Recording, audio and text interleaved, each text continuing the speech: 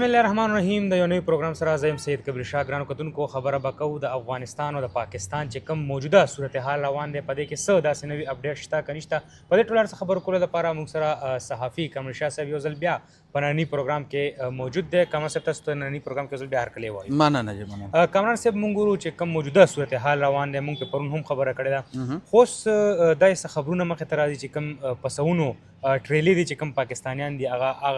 پله چې کوم دی نو ګیرې دي.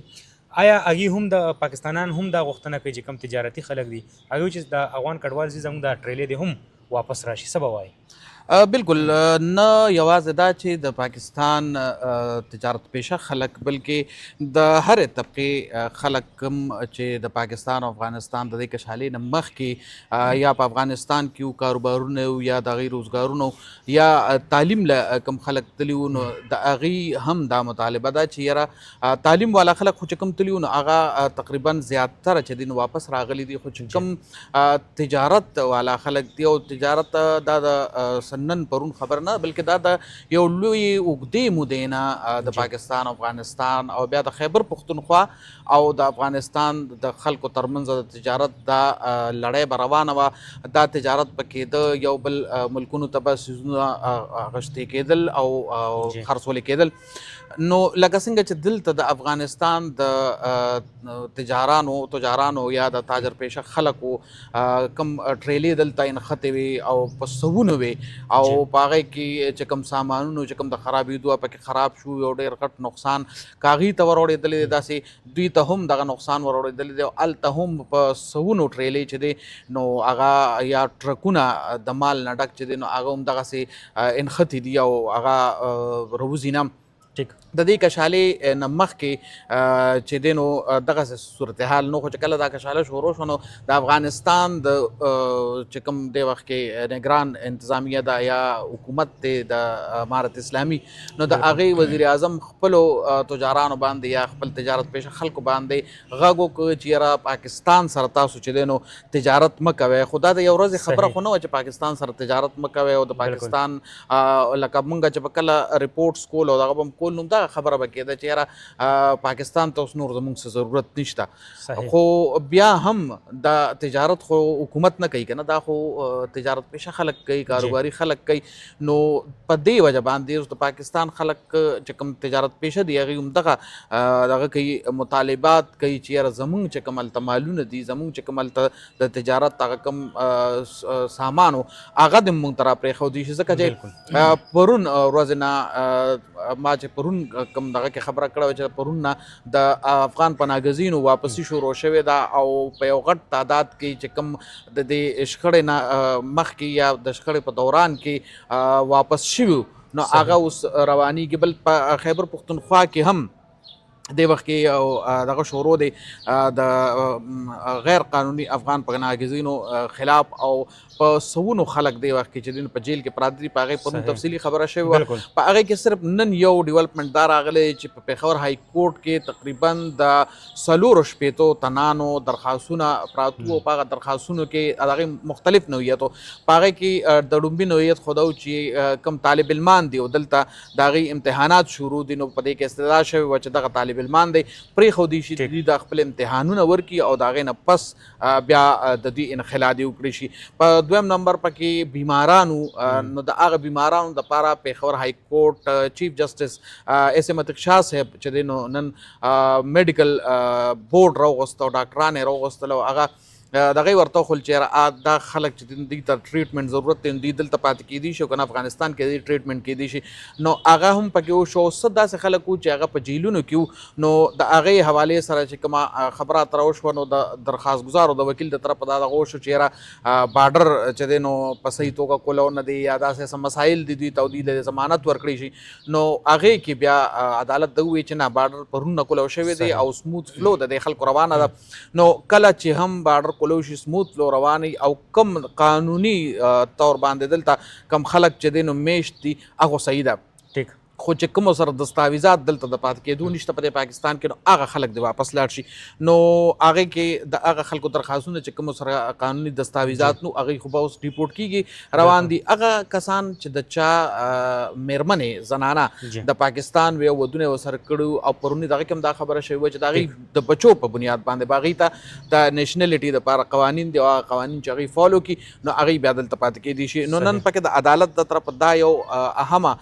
خبره چې دا مخه تر راغلی و. او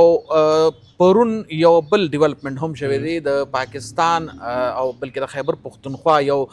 فلاحي تنظیم دی دغه د طرفه یو ګرانډ جرګه راغوستې شوې چې په هغه جرګه کې سفارتکار مو د افغانستان د پاکستان چې دنو کوم قبایلی مشران دي هغه هم پکې کاروباري خلک هم پکې او په دغه شخړه باندې خبرې کېدې چې یاره دا مسله د هواره کړی شي او فرض کړه مسله نه هواريږي دې نه به دواړو ملکونو ته د هغې ولس ته ډېر لوی نقصان او هغې خپل یو اعلامیه هم جاري کړې وه. په اعلامیه کې دا ویلي چې یاره دواړه ملکونه دي خپله ځمکه د یو بل خلاف استعمالولو ته نه پرېږدي. دواړه ملکونه دي د سفارتي تعلقات چې دین هغه په مکمله توګه باندې بحال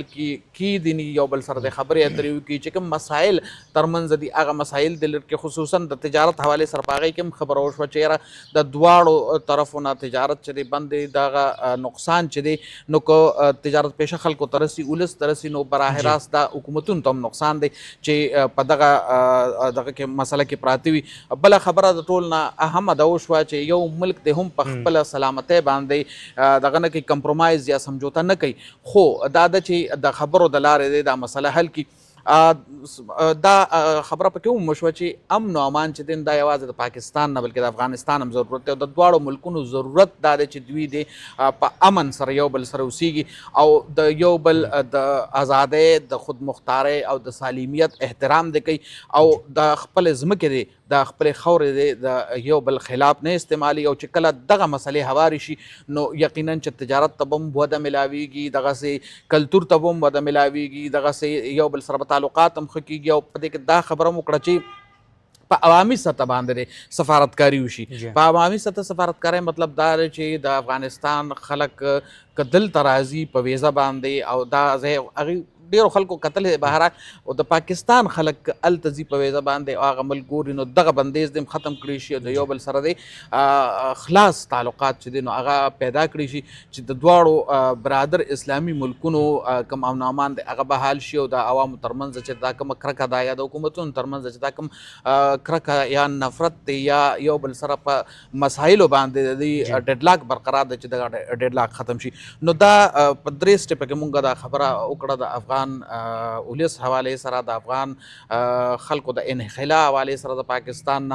او بیا د تجارت حواله سره په دې کې خبره اترو شو. یقینا چې د هر یو ملک لپاره نه صرف پاکستان او افغانستان بلکې د هر یو ملک لپاره تجارت او معیشت ډیر اهم جز ګرځیدل او نن سبا په دې ترقی یافته دور کې په دې تیز دور کې دغه جز چې دینو ډیر مهم کردار لوبوي ځکه چې که د یو ملک معیشت ټیک نه وي نو د هغې حکومت به هم خوار وي عوام به هم خوار وي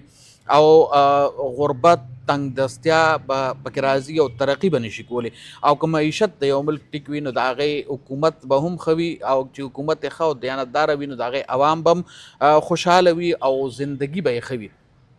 او د نړۍ نورو ملکونو سره په یو سب کې ودرېدي شي. نو دا ټولې خبرې چې دی نو دا لکه د یو ملک د ترقۍ د هغې د خوشحالۍ او د هغې د عوامو د سوکالۍ دپاره ډېرې مهمې دي او که وګورو نو حکومتونه هم په دې باندې راځي چې هغه به خپلو عوامو ته فلاح ورکوي د هغې د بهبود خیال به ساتي د هغې د خوشحالۍ او سوکالۍ خیال به ساتي نو هله به هغه حکومت کامران صاحب اوس به راځو تاسو ټول صورتحال تاسو بیان کو امن و امان خبره مو که خو لږ به په سیکیورټي باندې لږ شانتې خبره وکړو څومره چې تاسو مطلب شارټ کولی شي نو بهتره به د سیکیورټي څه صورتحال دي که هغه د افغانستان دي که د پاکستان دي چې در څو پورې دغه خاوره تاسو څنګه خبره وکړه چې د یو بل خلاف دې نه استعمالیږي نو د خلکو یو ښه امیدونه دي ځکه چې دا بارډر کولو شو